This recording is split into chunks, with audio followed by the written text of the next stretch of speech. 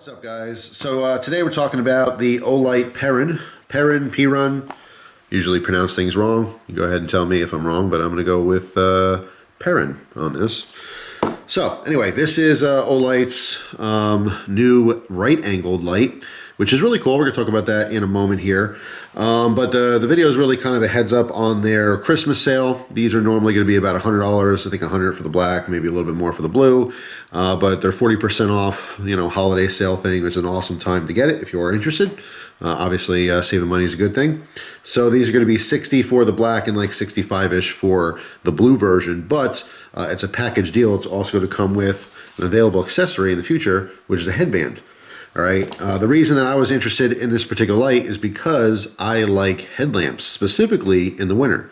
It is now wintertime. I use headlamps all the time for a variety of tasks, but mostly when I'm out snow blowing or shoveling snow, going back and forth to my shed, things like that. It really comes in handy, and I really do need that hands-free light.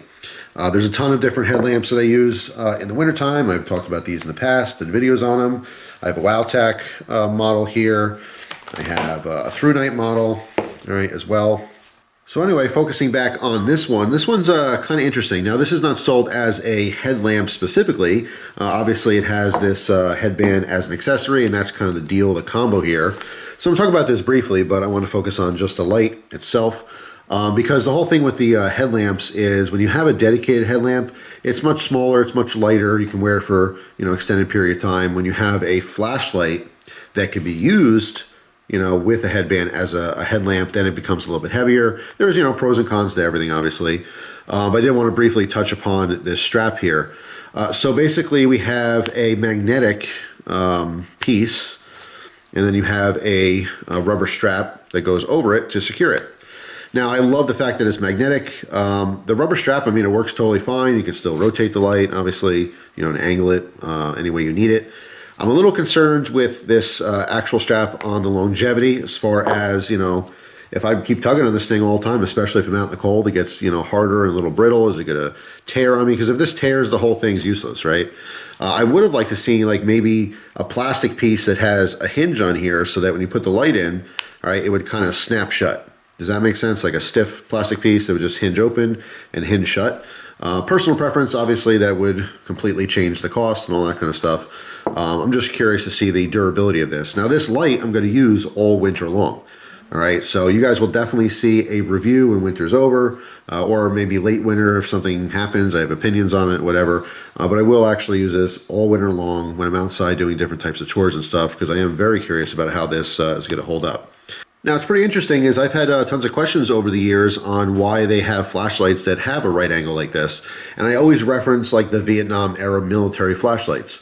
The military chose a right angle light for a couple reasons. Number one, you can stand it up, all right, hands free.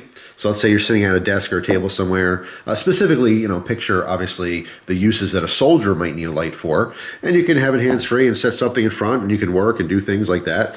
All right, so that's obviously one advantage, but also it is supposed to be more ergonomic. All right, when you have a regular flashlight, let's say here's the lens, you're holding your wrist at unnatural angles. All right, at least this is the idea behind it. Now, we're all used to holding flashlights like this. Sometimes you might hold it in a reverse grip like this. Just depends on whatever application you're using it for. But this is, or physically causes less fatigue, okay, to hold a flashlight like this, all right, like a fist type grip, and use it with a right angle lens. So that's why the military chose right angle flashlights. So it's kind of an interesting concept. Of course, you can always test this out yourself to see if it's more comfortable to you. To me, it's unnatural. It is more comfortable to hold it like this as opposed to angle my wrist out. This does cause more fatigue than just holding it like this. But like I said, most people have a lifetime of holding flashlights like that. So it comes very natural for you to do that. Something else in this specific model is because this is magnetic, of course, on the bottom for the charging. You have different angles now, or different options when you use the magnet. Like, let's say the example of working on the engine bay in a vehicle. Right before, we had basically a standard light, so wherever you stick that magnet to, it would project directly against wherever it was pointing. But obviously with the right angle, you have different options. You can, put it on the side to bring light back or forward or whatever. So just a different approach as far as, using the magnetic portion like that because it is angled. Overall, I like the design a lot. I really like this blue. I mean, black's fine, but you know how I feel about that. Just years and years and years of black knives, black flashlights, black gear. The last year or so, pop of color. Everything's got a little bit of color. The blue is exclusive. That's what Olight's been doing with these color versions. Black is easier. Black, I think, is more popular, to be honest. People buying the color ones, I think they're more like collectors, people who are really into the EDC thing, maybe want to color match stuff. But generally speaking, black probably sells better. That's why they do these limited runs on colors. What's interesting on this light is you notice this little black thing on the lens, right? What is that? That is a sensor, all right? This is a kind of a unique thing. The sensor is supposed to dim the light if you're too close to something, all right? And the idea behind this is that if you're really close to an object, the light is refracting back and maybe hurting your eyes, right? So now I did a little bit of testing with this with a variety of different surfaces, and it doesn't seem to matter what the material of the surface is, whether it's my hand, a wall, the tablecloth here in this case. It always shuts, or I should say, changes the light output. I was gonna say shut down, but it doesn't shut down. It changes the light output at about 2 inches, all right? So you can see this is on high right now. As I come in, right there, it drops. It's fine here. Nope, too close to something. Good, no. Good, no. Good, no. That's pretty close to something. I would like to see it, honestly, if it was going to dim, for safety, for, to protect your eyes. I would say like around here or something. Now, I tried this just holding it, as well as put it in the headband as if I was wearing it like a headlamp, and I started walking closer to a wall. And my face got pretty darn close to the wall before it actually cut the light. So I don't know exactly how helpful that's going to be. My immediate concern when I first saw this model was that it would have a funky beam because if this thing is in the way. That is not the case. All right, actually if I hold this down, we have the super low mode. When I get very close to this tablecloth, if I zoom in here, you might be able to see, I mean like super close, like right there, you can see a flat top. All right, basically we have the circle beam, but you have a little bit of a shadowing from that black piece, that sensor, okay, that's in there. When you pull this light away, even inches, it goes away. Like right there, it's gone. You have a perfect beam. It's kind of perplexing to me because I would still assume that that would be in the way.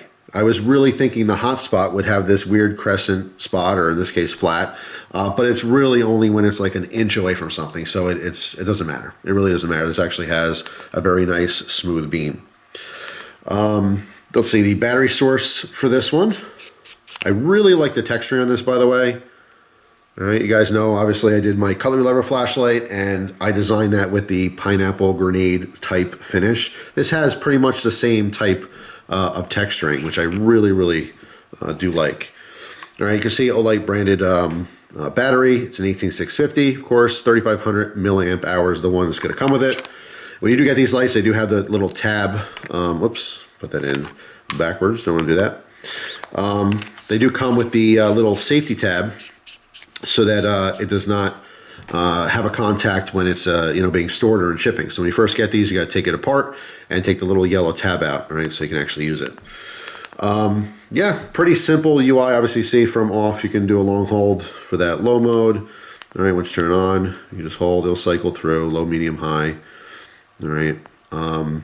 Just a really interesting light. The sensor thing is kind of, like for me, it doesn't mean anything. It's not gonna do anything. I don't know if like my nose is almost touching the wall by the time that dims down for me. Like I said, I would really prefer it to be further away, like right around here. I think that would be very helpful. So I actually want to take a minute to talk about the packaging here. I've been really impressed with Olight's packaging since they switched over. Their old stuff, if you remember their old boxes, they were kind of like the stiff plastic, and they were see-through with the blue mix, blue obviously their logo color and stuff. It was really cool. However, I could tell you from my experience from dealing with so many different flashlights and stuff, once you open the package, those little plastic tabs will kind of get bent out of shape. You couldn't quite get it back together. It was very stiff. I got a couple cuts from the packaging before. I just really like this packaging a lot. Obviously, this is the holidays now. If you're buying these as gifts for people, having a nice package is really, it's the presentation. You know what I mean? For me, I don't care. even if I'm getting it as a gift. I don't care about presentation so much. You know, I rip everything open like a little kid and throw away all the packaging, and I'm just, you know, looking at the thing inside, right? But there is something to be said about nice packaging for stuff.